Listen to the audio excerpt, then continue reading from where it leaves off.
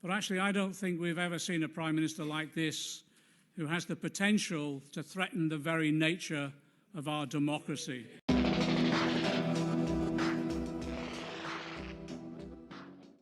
What would you do?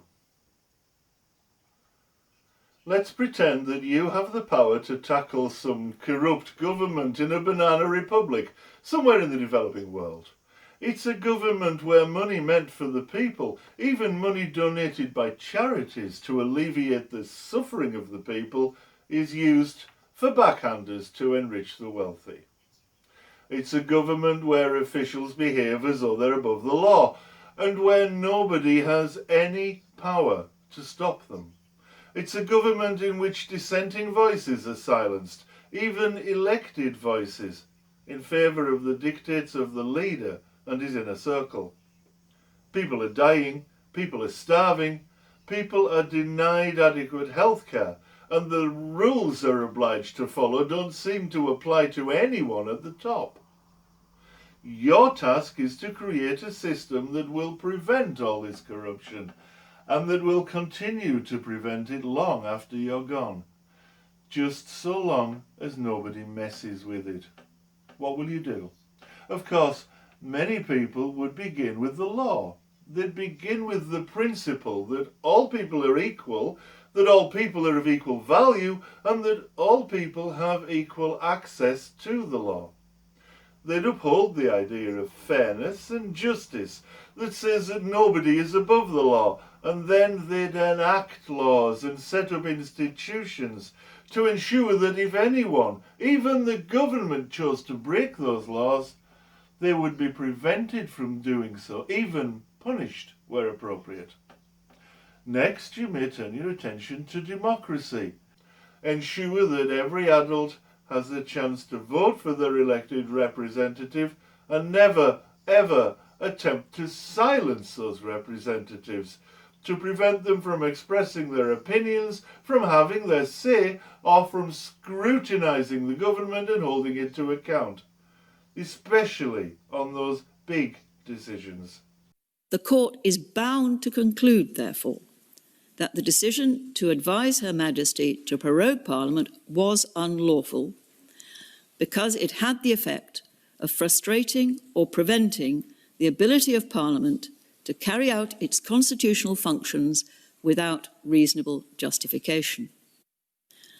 Ensure transparency so that people really know what decisions are being made and, crucially, by whom. The Secretary of State has struggled to provide sufficient PPE to NHS staff in England. He has now awarded £350 million of PPE contracts, but can he explain why 108 million of that was awarded without being advertised to Crisp Websites Limited, which trades as PestFix, a small pest extermination company? Why was such a large contract awarded to a company with no expertise in trading or supplying any PPE, let alone highly specialised equipment for NHS staff? This is especially so where allocation of funding is concerned, and any official who breaks the law should be examined in the courts and, if found guilty, punished appropriately. Contracts handed out by government should be subject to scrutiny by the nation's parliament, and in particular should be made publicly available for anyone who wants to view them in detail. This is the people's money, and the people have a right to know how it's being spent. Along with all this transparency should come honesty. Everyone makes mistakes, but if it can be shown that an elected official, or any political commentator for that matter, has knowingly and deliberately lied to influence a political decision, either to elected representatives or to the population as a whole. Why would the EU give you a good deal if they know that you're going to actively campaign against it? Which is Piers, clearly what most of you are going to be doing. Well, Piers, I have been talking to the EU, to political leaders across the EU 27 countries for 3 years. It's a fake. That person should be barred from public office and face criminal charges to boot. Well, Mr. Speaker, actually, when I was Foreign Secretary, and for the period that I've been in office, we've been taking the strongest possible action against Russian wrongdoing. The UK government have actively avoided looking for evidence that Russia interfered. We were told that they hadn't seen any evidence, but that is meaningless if they hadn't looked for it. Political violence and intimidation should be sought out and severely punished with imprisonment. Elections should be fought fairly, where ideas matter more than personalities or party bank balances, and nobody should receive political favours or high office in return for party donations. Well, we've said that, as any government would do, we will comply with the law. If you were able to put all this in place, then you would have a genuinely fair system that would be free to build and develop a genuinely democratic and equal society. People aren't stupid.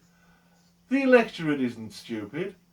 And if people are given the truth, they will generally make the right decisions. After all, it's their society. Why wouldn't they do that? We used to have such a system in this country. I remember when government officials held personal integrity to be sacrosanct, when cabinet ministers, even backbenchers, found cheating, had to resign their posts, and found it difficult, if not impossible, to be selected for re-election. There was a time when nobody tried to silence Parliament, and whilst certain newspapers have always been careless with the truth, most people generally were aware that their politicians did tell them the truth. Truth with a little bias, admittedly, but truth nonetheless. If only we could make something like that work again here in UK.